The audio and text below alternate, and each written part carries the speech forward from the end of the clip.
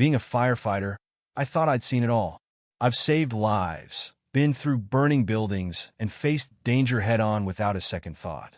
But nothing, and I mean nothing, could have prepared me for what I came home to that night. It was supposed to be just another regular day. I had finished a long, grueling night shift, but I was feeling unwell. Not sick enough to call off work, but bad enough that I decided to head home early. I figured I'd rest on my favorite couch and sleep it off. As I opened the door, my gut clenched. Something felt off, but I couldn't place it at first. The house was quiet, too quiet. Usually, my wife would be up by now, making breakfast or at least bustling around. But the house was dead silent. And that's when I saw them. Right there, on the couch where I had planned to lie down, was my wife, naked, and some guy, equally unclothed. They didn't even notice me at first. I guess they were too preoccupied. But when they did, the shock on their faces was priceless. I was frozen for a moment, not out of fear, but disbelief. My mind raced. Was this some sick dream? But no, it was real, and my blood boiled. I didn't shout.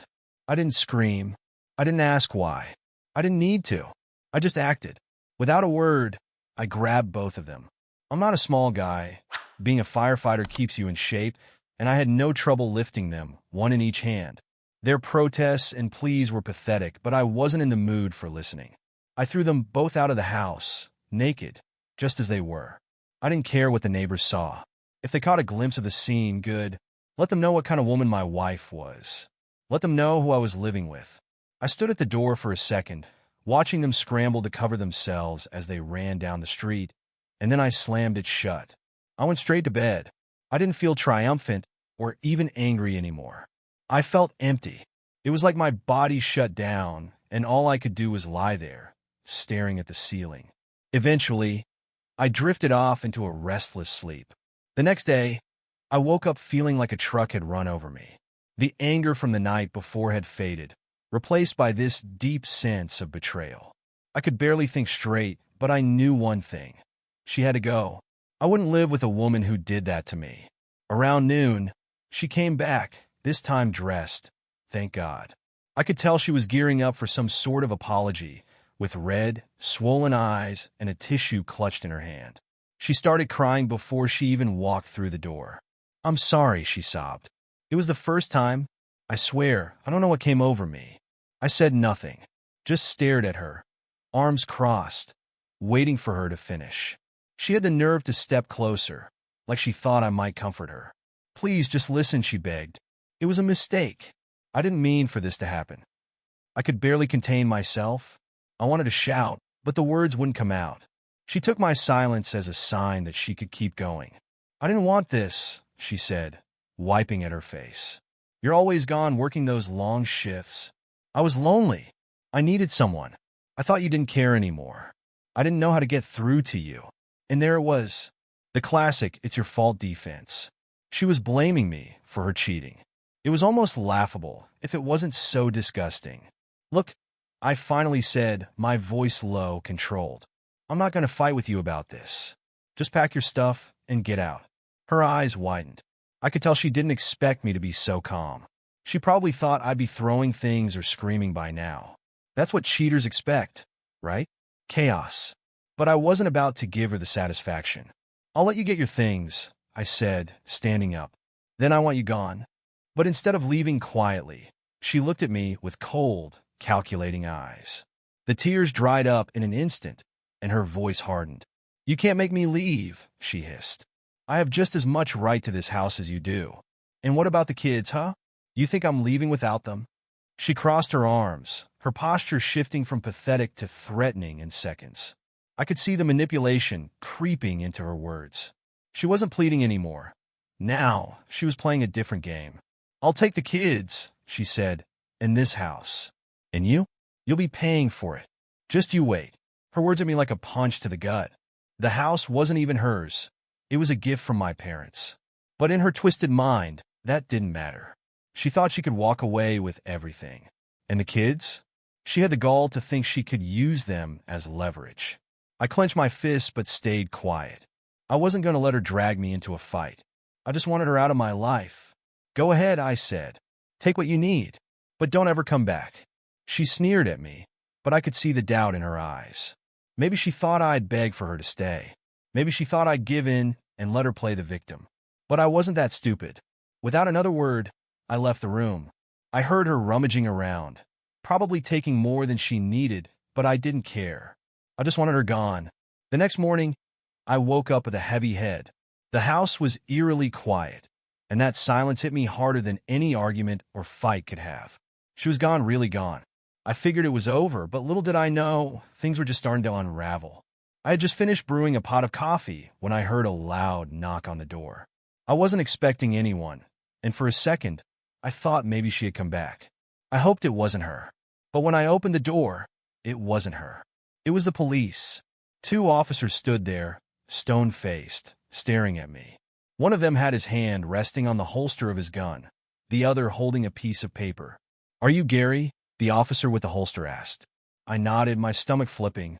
"Yeah, that's me. What's going on?" "We're here to arrest you for murder." At first, I thought I hadn't heard him right.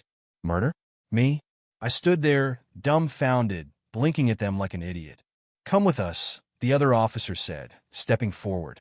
He had cuffs in his hands, ready to take me in. "You're under arrest for the murder of—" He said a name, but it wasn't familiar. I had no idea who this person was. My mind was racing. Was this some kind of mistake? "What the hell are you talking about?" I asked, backing away. "I didn't kill anyone. I've never even heard of that person." "Tell that to the station," the officer snapped. "Let's go." They cuffed me right there, on my own porch, and dragged me into the back of the squad car like I was some kind of criminal. My neighbors must have seen the whole thing. They were probably peeking out from behind their blinds, watching the big bad firefighter being hauled away for murder. I was still in shock when we got to the station. They threw me in a cold, hard interrogation room with a single metal chair and a mirror on the wall, like something out of a cop show. I sat there for what felt like hours, trying to piece together what was happening. Murder? How could they think I was involved in a murder? Eventually, a detective came in. He was older, grizzled, with bags under his eyes like he hadn't slept in days. He sat across from me, flipping through a file, before he finally looked up. "You know why you're here," he said, his voice low and tired. "No, I don't," I shot back. "I don't know anything about any murder. I've never heard of the guy you're talking about." The detective raised an eyebrow, clearly not buying it. "You sure about that? Your wife's lover turned up dead last night. Hit and run, and you were seen throwing them both out of your house naked. That's quite the motive, wouldn't you say?" My blood went cold. Her lover? He was dead? I could hardly process what he was saying. It was too much. "I threw them out last night, sure, but that was it. I went to bed. I didn't kill him," I said, my voice shaking with anger. "Yeah, I threw them out. I didn't lay a finger on the guy after that. I didn't even leave the house." The detective leaned back in his chair, watching me closely. "You expect me to believe you didn't follow him? Didn't drive after him in a fit of rage?" "I didn't," I shouted. "Check the damn security cameras. My neighbor, Mr. Harris, he's paranoid. He's got cameras all over his house. He probably caught everything." The detective's expression changed for a moment, just a flicker of uncertainty. But then he snapped back into his poker face. "We'll see about that," he said, standing up. "Don't go anywhere." I waited. I didn't know how long it was, but it felt like an eternity. Finally, the detective came back in, his expression a little softer this time. "We checked the footage," he said. "You're lucky your neighbor's a paranoid old man. The cameras showed you went straight to bed after throwing them out. The footage also showed your wife driving off after that. Not you." Relief washed over me. I was innocent, but it didn't make sense. If it wasn't me, then who? The detective stood there, watching me closely, like he expected me to crack or confess to something I didn't do. But I wasn't guilty. "Where's my wife?" I asked, my voice hoarse. "Is she okay?"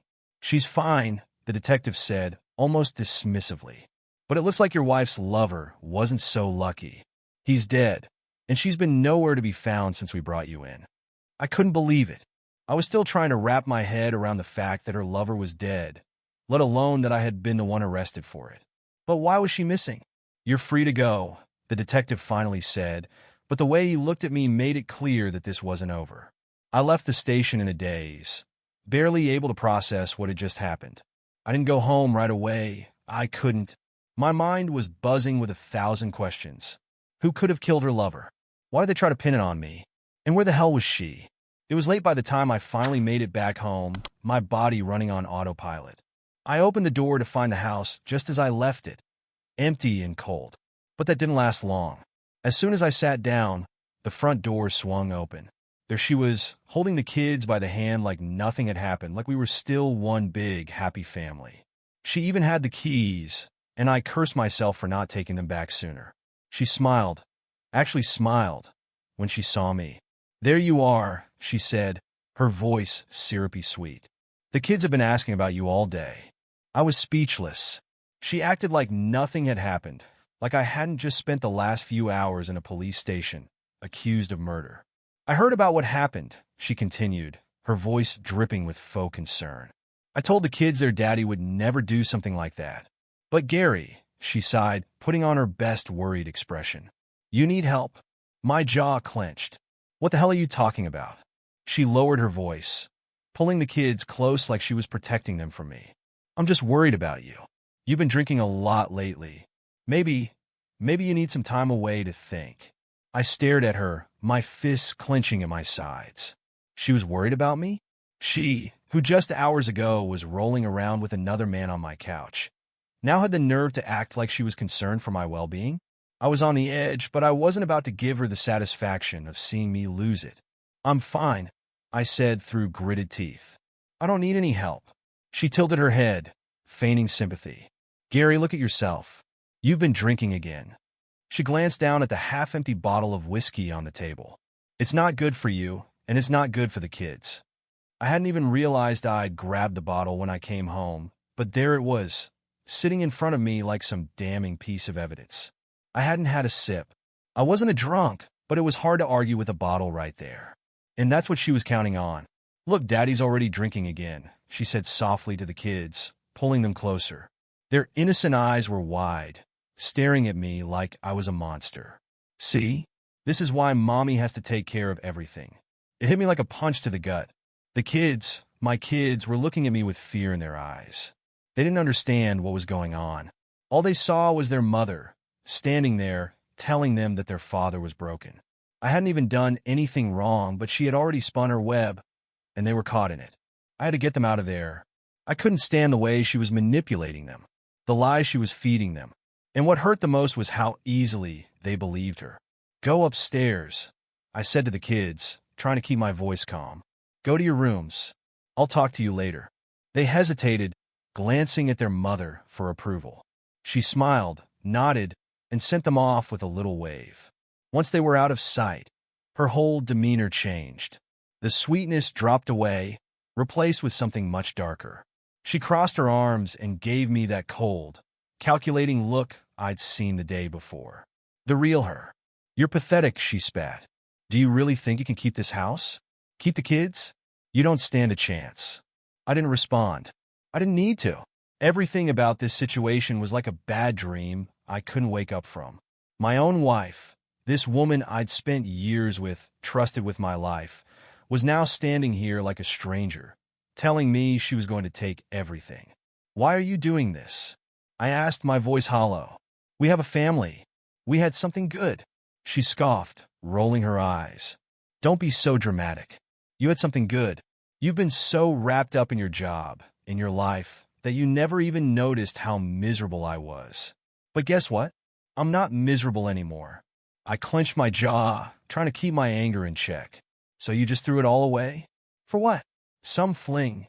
Her eyes flashed. "It wasn't just some fling, Gary. You wouldn't understand.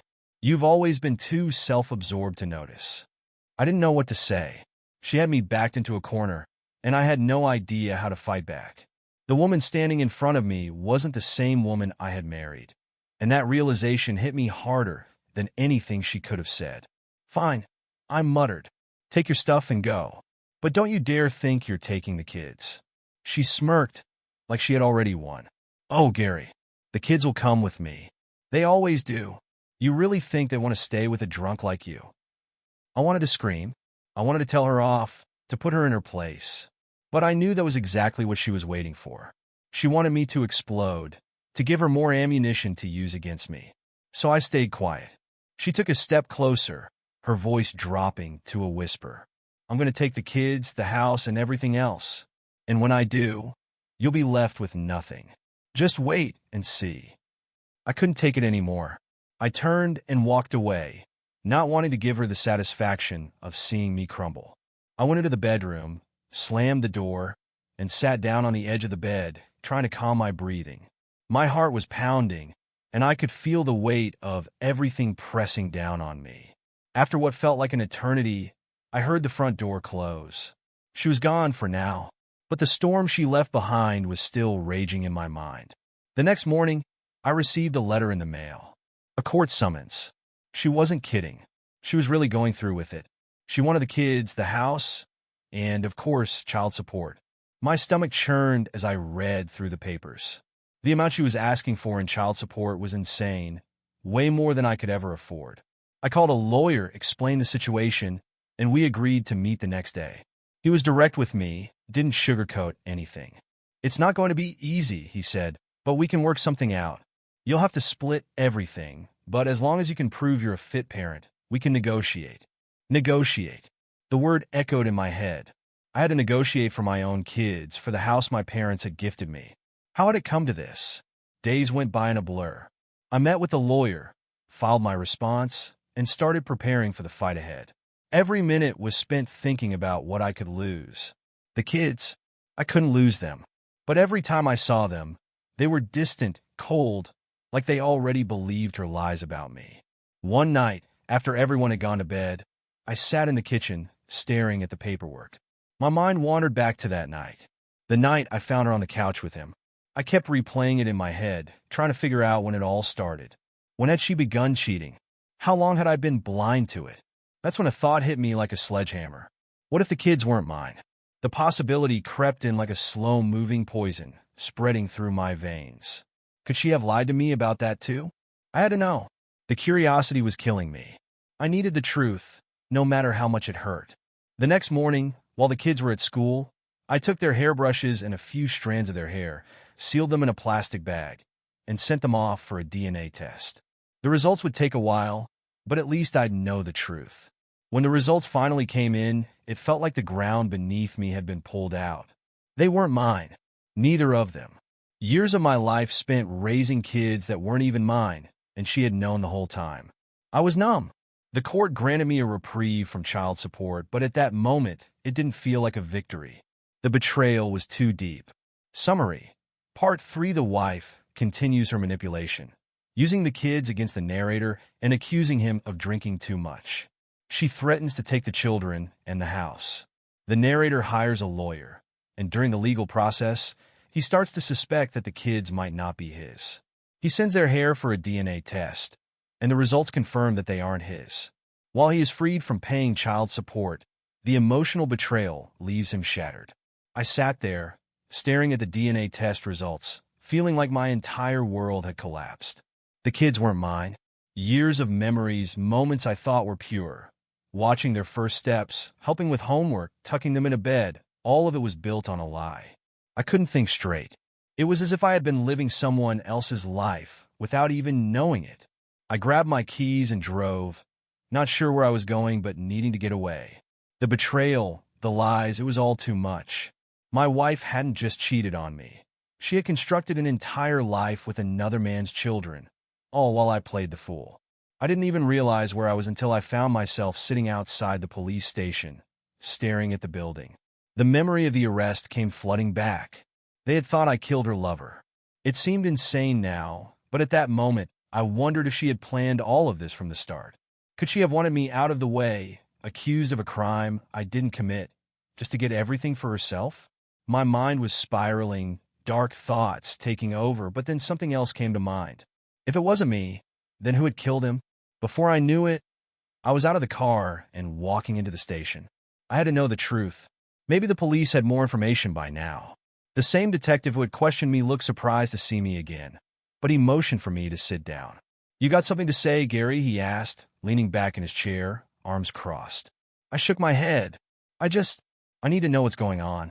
About the guy, the one who was killed. He raised an eyebrow. Why? You off the hook, remember? The cameras cleared you. Why do you care? I care because I think my wife's involved. I blurted out, not even sure where the words were coming from. There's something going on here, and I need to know the truth. The detective studied me for a long moment, then leaned forward. We've been looking into it, he said slowly. Turns out, your wife's car was caught on a traffic cam near the scene of the hit and run. She was there. The room started spinning. What are you saying? She's a suspect now, he said, his voice serious.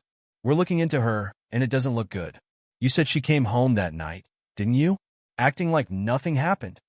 I nodded, my heart racing. The pieces were starting to fall into place. She had killed him. She had run him over, and then she had tried to frame me for it. The realization hit me like a freight train. Gary, if there's anything else you know, now's the time to say it, the detective added, watching my reaction carefully. I shook my head, unable to speak. It was all too much. My wife had killed her lover and tried to pin it on me. I had to get out of there. I left the station in a daze, my mind reeling. She had been so casual about everything, so calm. How could she do something like that? And why? When I got home, the house was empty, just like it had been the day before.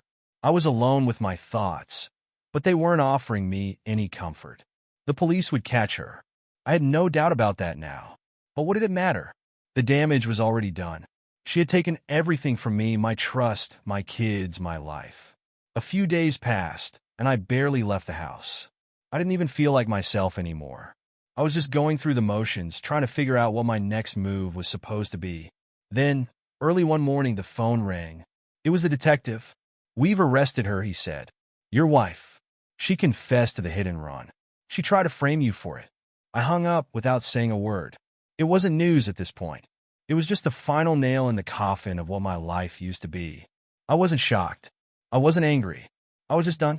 That evening, I was sitting in the living room when I heard the front door open. It was the kids. I had forgotten they were coming back with her after school. Their wide eyes met mine, confused and scared, and for a moment, I wasn't sure what to say.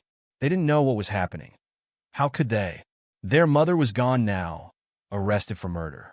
They were looking at me, expecting answers, and all I had were lies. What was I supposed to tell them? That their father wasn't their real dad? That their mother was going to jail for killing her lover? I sat down with them on the couch. They were young, too young to know the full truth. But they needed something, some explanation. Your mom, she's not coming back, I said quietly, feeling my voice break. They stared at me, confused. Why not? My oldest asked. I took a deep breath, trying to hold back the flood of emotions. She made some bad choices, I said slowly. And she hurt someone. The police had to take her away. Tears welled up in their eyes, and I felt my own heart shatter all over again. They didn't deserve this. None of this was their fault. But I couldn't pretend anymore. I couldn't lie to them, even if it meant breaking their hearts. We're going to figure it out, I said, pulling them close. It's going to be okay. I promise. But it wasn't okay. I knew it, and they knew it too. The next day, I got another call, this time from Child Protective Services. They were coming to take the kids. My heart sank. I knew what this meant. I didn't fight it. The court had already granted custody to her. And with her gone, the kids had nowhere to go. I wasn't their biological father, and now, I was no longer even legally tied to them. When they came to the house, the kids clung to me, crying and begging me not to let them go. But I had no choice. They weren't mine, and legally, I couldn't stop it. I stood there, watching as the CPS workers led them out the door, my hands shaking, my heart breaking. The kids didn't understand. They didn't know why this was happening. And part of me wanted to scream and fight for them, but another part of me was too broken to even try. They were my kids. They never were. I stood there in the doorway, watching them drive away, and for the first time in my life, I felt completely and utterly defeated. Everything had been taken from me. My wife, my kids, my home. None of it was real anymore. I didn't even bother going back inside. I just stood there, staring at the empty street, feeling like a ghost in my own life. What was left for me now? I didn't know how long I stood in the doorway that day, watching the empty street where my kids, no, not my kids, had just been driven away. It felt like time had stopped, like the world had gone on without me, and I was stuck in the ruins of a life that wasn't even real. Everything was gone. Days passed, and I stayed inside the house, barely eating, barely sleeping. I'd think about the kids, wonder where they were, if they were safe, but then I'd remind myself that they weren't mine. It didn't matter how much I had loved them or how many times I'd stayed up late with them when they were sick. It was all a lie. Every single memory felt tainted now. I had been living someone else's life, and now that life had been ripped away from me. But then, just as I thought things couldn't get any worse, the phone rang again. It was the police. My stomach dropped before I even picked it up. I didn't know what they could possibly want now. Maybe something about the kids, or some new twist in this nightmare of a story. "Mr. Davis?" the voice on the other end said. "This is Officer Reed. We thought you want to know that your wife, she's been arrested." "I know that." I snapped, not in the mood for more bad news. "You already told me. She killed him, remember?" There was a pause. "No," Officer Reed said slowly.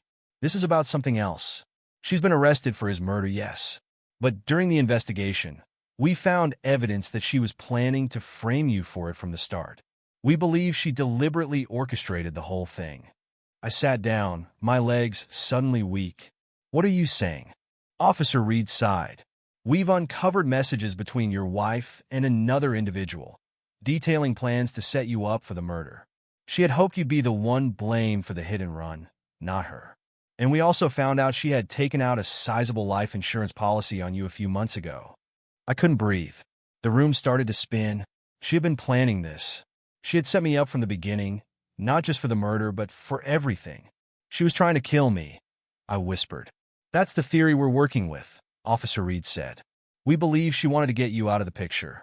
The life insurance payout would have gone to her, and she could have kept the house, the kids, everything." The words hit me like a sledgehammer. I had known she was manipulative, that she was capable of lying and cheating, but this? She had been planning to kill me, to take everything and leave me dead, a pawn in her twisted game. I didn't even hear the rest of what the officer said. It didn't matter. None of it did.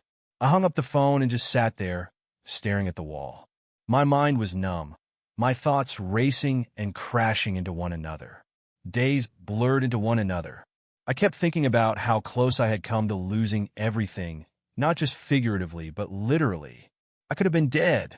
She would have gotten away with it, too, if not for that neighbor's security cameras. I didn't tell anyone what I'd learned. Who would I even tell? I had no one left. My parents had passed away a few years ago, and I wasn't close with my siblings. The only family I had left was now gone, taken to foster care or wherever the hell they sent them. Then one morning, there was another knock at the door. I almost didn't answer it, not wanting to deal with more bad news. But curiosity got the best of me.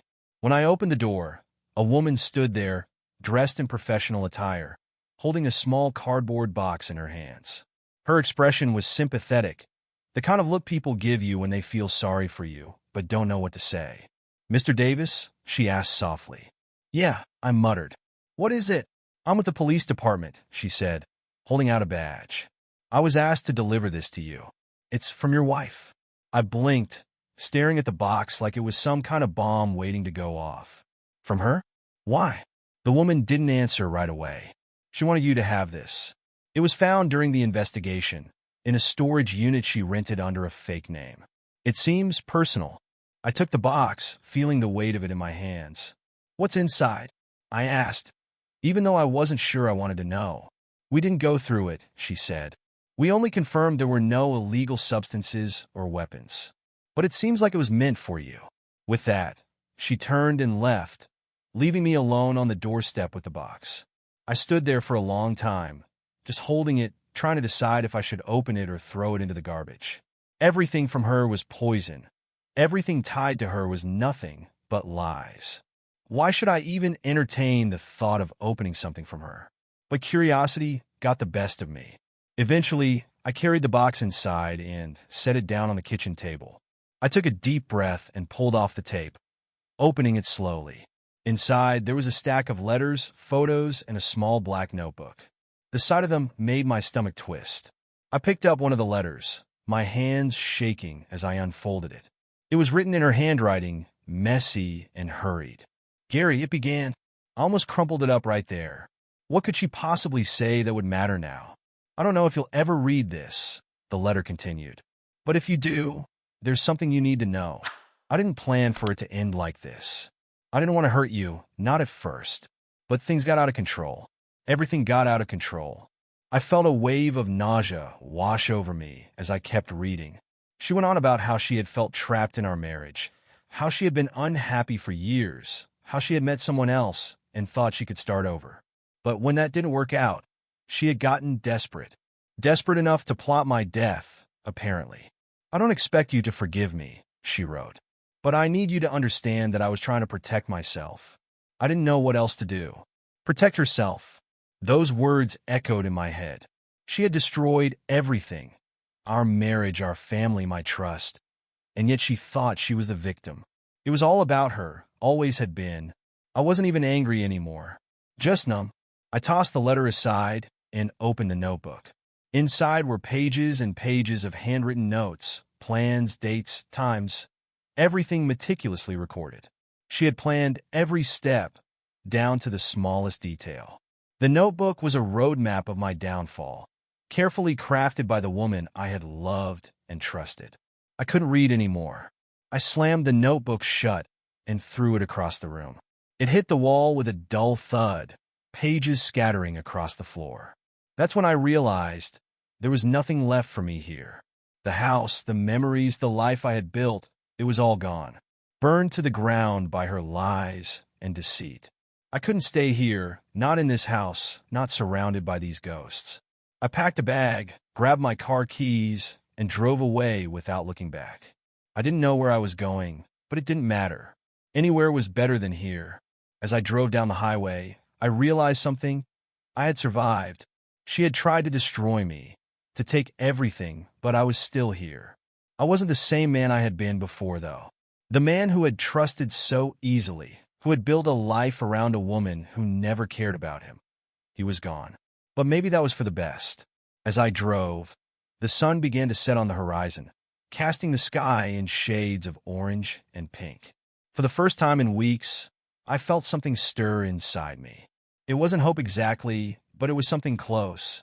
Maybe, just maybe, I could start over. The highway stretched out in front of me, endless and empty, as if the world had finally opened up. The farther I drove, the lighter I felt. The weight of the past weeks, the months of betrayal, it was all slowly lifting off my shoulders. I didn't know where I was going, but for the first time I didn't care. I wasn't running anymore. I was finally free. The sky darkened, stars beginning to poke through the twilight, and I found myself pulling off the road, parking at a small overlook. The night was quiet, the kind of stillness I hadn't felt in a long time.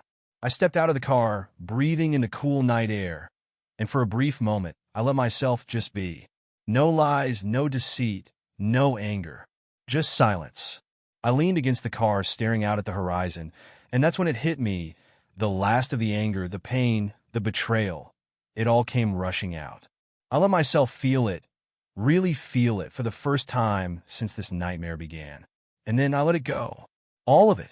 What she had done to me, there was no fixing that. But I had a choice. I could let it define me, let it control the rest of my life, or I could start again. It wouldn't be easy. I wasn't naive enough to think that this would be a quick fix, but I wasn't powerless anymore. The past was behind me, and for the first time in a long time, I was ready to move forward. I stood there for a long time, thinking about the life I had thought I'd built, about the kids who weren't mine, but had felt like they were. I thought about the love I'd wasted on a woman who had never deserved it. I even thought about what my future could look like now, without her, without the lies. As the first hint of dawn began to touch the sky, I made a decision. I wasn't going to look back. The house, the memories, the betrayal, I would leave it all behind. It wasn't just about surviving anymore. It was about living, really living. I pulled out my phone, scrolling through my contacts until I found the one I was looking for. My lawyer. It was time to sell the house, get rid of everything that tied me to the life I had shared with her. I didn't want any reminders, no pieces of that broken history weighing me down. I left a message, told him to handle it however he saw fit. I didn't need the money. I just needed the closure. With that, I slipped the phone back into my pocket, feeling lighter than I had in years. I looked out over the horizon one last time, watching the first rays of sunlight break through the clouds. A new day, a new beginning. I got back into the car, started the engine, and pulled back onto the road. The tires hummed against the pavement, the world slowly coming to life around me. I didn't know where I was headed, but I knew one thing. I was done living in the shadow of the past. The pain, the betrayal, it was behind me now. Maybe one day I'd find love again. Maybe I wouldn't. It didn't matter right now. All that mattered was that I had a future to look forward to. A future that was mine and mine alone.